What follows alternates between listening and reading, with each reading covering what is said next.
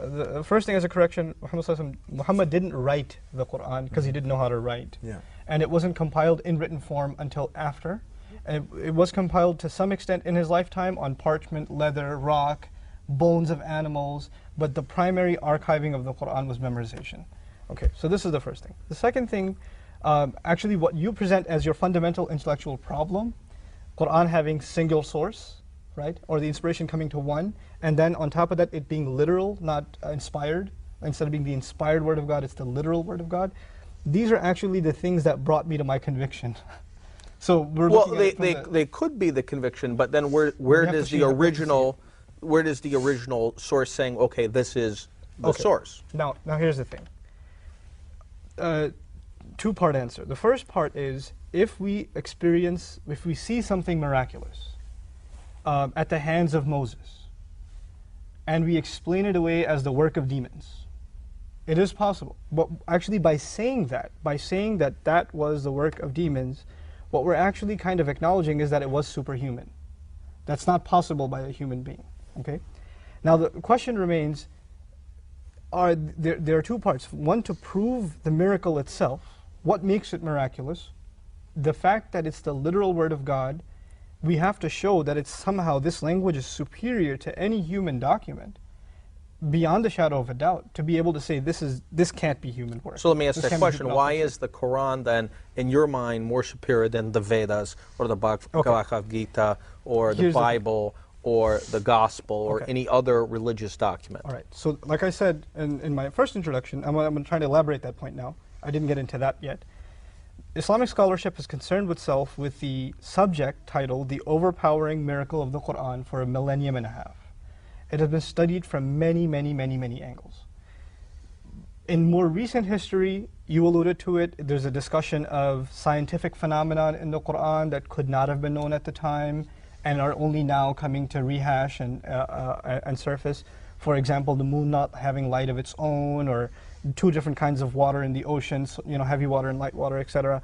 These kinds of things that are alluded to in the Quran that are now only being discovered in science. But this is a recent discussion. This predates, you could argue, maybe the last 50, 70 years. But Muslims are holding on to their creed that the Quran is miraculous for a millennium and a half. That's a long time, without any scientific issues, right? The issue is this. In speech, we argue that speech is basically it comprises two components: style and content. And great speech is that which has meaningful content, but it's presented in marvelous style, right? What we're arguing in the linguistic study of Quran, and this is what's not easily translated into another language, is because it's the literal word of God, the way, not just what he says, but how he says it makes it miraculous.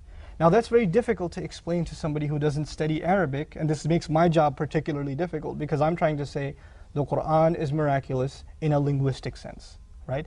And so obviously the language that Muslims believe is Arabic, so much so that right now this rendition of the Quran, it's cover to cover English, it's a translation of the Quran. The title says Quran, no Muslim will ever call this Quran.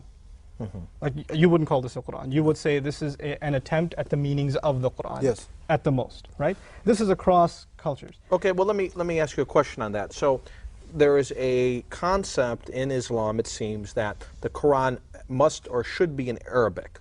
Yes, and that because it's the literal word. It's a literal word of God. But it seems to me that, and that's not believed by Christians, or some Jews believe that about Hebrew, although it depends. But it seems that, and in terms of if Islam is a universal message, that the language is accidental or incidental. So Christians do not believe that Latin or Greek or even Hebrew are inherently sacred languages. They're merely languages that are sacred because of the purposes of using them. So you could have the vernacular language. You could have English. You could have, historically it's Latin, historically it's Greek, historically it's Hebrew, but it's not inherently Hebrew. But it seems that Hindus do believe inherently Sanskrit is more holy. Yes. Arabs believe inherently Arabic, is more holy. Sure. And then some Jews believe inherently Hebrew is more holy. But if you have a universal message, to me... Excellent point. Now here's the thing. Yeah. You have two parts. The Quran is a message to the Muslims, a message for humanity, and it's a miracle. The message has to be translated in every language, and it actually started happening even in the life of the Prophet himself. The first attempts at a Hebrew translation of the Bible happened by Ibn Abbas, radiallahu anhuma, a companion of the Prophet, who learned Hebrew just to communicate the message to the Jewish community. But the miracle of the Quran is something limited to the Arabic in terms of the language. There are other aspects of the miracle, like the scientific phenomena and that stuff, that can be translated. But just to give you a taste of what I'm talking about. When I first got into this subject, and as I was being raised as a Muslim, I was kind of a skeptic myself. And I heard over and over again that the Quran is an incredible language, unsurpassed language. It's the marvel of literature. And I wasn't a student of Arabic at all. And in high school in this country, I just became curious. I started reading the Quran for myself. And I found actually that it was confusing literature. It was moving from subject to subject, tenses were changing, context was changing, surahs were changing in their historical context. There was a lot of shift. And I didn't understand, because coming from a Western point of view, you have a certain view of how you critique literature, right? Now, when I got into Arabic studies, and I started diving into this question of what makes the Quran miraculous, I started discovering things that literally they overpowered me. And I'm still a student of them. I actually teach a seminar that's traveling the country called Divine Speech.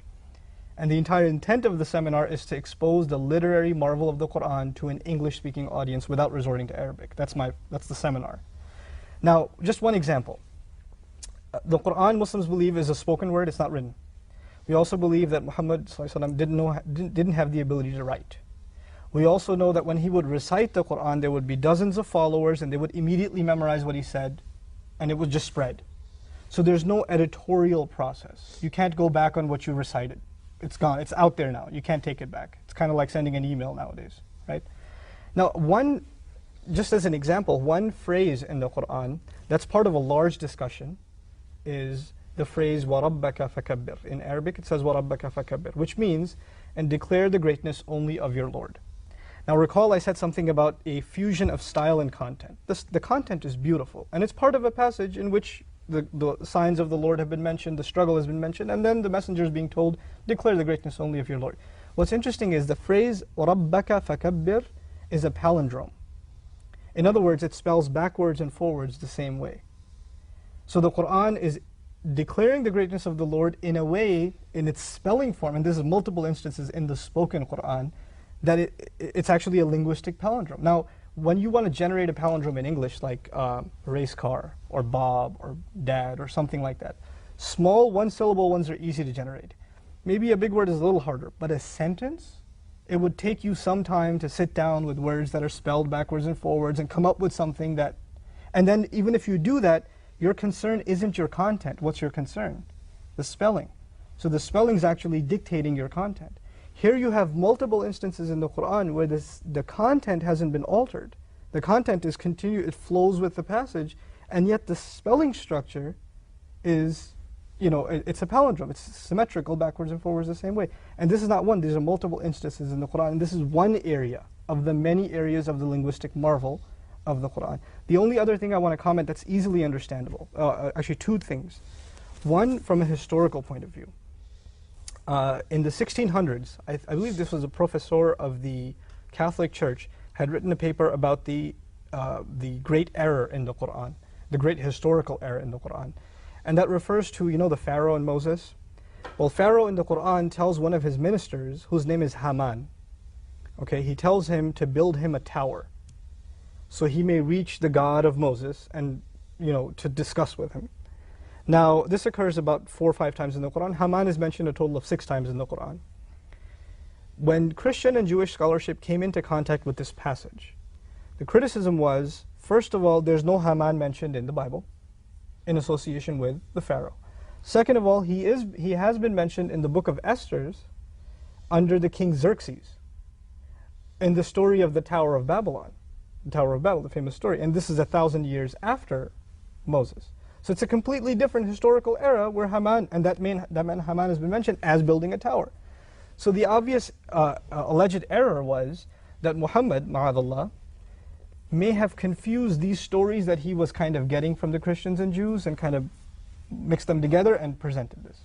And this has been something that's been reiterated in Jewish Studies Encyclopedia. And all right, well, let me break in on here. And I am not an expert in this, so it's hard for me to comment on the specific, but that there is allegation that the Quran is bits and pieces of different Gnostic and different other religious literature that was out there at the time. Yeah, there's no evidence to it. And the coherence of the Quran, the cohesion of it as a text, is the ultimate proof to the contrary. But just on that historicity point, Maurice Bucquois, it's about 70 years ago that he engaged in this study. He said, well, Jewish history contradicts what the Quran is saying about Haman and this tower building. Let's look at Egyptology. Let's look at Egyptian history, because the French and the Germans at the late part of the 1800s had already started translating or getting into Egyptian hieroglyphics and reformulating the language to try to translate some of the ancient Egyptian texts. Egyptology was a big deal in the early 1900s even. So he travels to speak to some of these Egyptologists, says to them the Quran has this name, Haman, as a minister working for the historical pharaoh at the time of Moses, that specific pharaoh. The Egyptologists tell him, and this is actually articulated in his book, The Bible, Quran, and Science, that there's no way this man could have known that name, and it's not even going to be there because that language, the Egyptian hieroglyphic language, was already dead for a couple of thousand years. Nobody knew that language. After translation, he goes to Austria and finds out there's actually a list of people that worked in the court of Pharaoh. They find Haman as the chief architect. That's actually found in Egyptology, a name mentioned in the Quran. So from the historical point of view, last comment on this issue of the miraculous nature of the Quran claims, Inna nahnu nazzalna dhikr. We are the ones who have revealed the ultimate reminder. We meaning? God himself. He speaks of himself in the royal. Okay. And he says we've made the Quran easy for remembrance. We've made the Quran easy for remembrance. This is a statement occurred multiple times in the Quran. To this day, the only book that, to my knowledge, that is memorized by hundreds of thousands, if not millions of people of all ages, despite their language background, by the letter, from one end of the book to the other, is the Quran without photographic memory. I don't have photographic memory. I just started learning Arabic in 2000. I've already memorized half the Quran. And this is part-time endeavor. In Chicagoland, probably you'd find a couple of hundred kids that have easily memorized the entire Quran. In China, you'll find kids that have memorized, adults that have memorized Quran. So the fact that the Quran says that it's miraculously easy to memorize, a 600-page document, miraculously easy to memorize, and it's memorized by people from all over the world to the letter, in and of itself is a miracle. We're going to have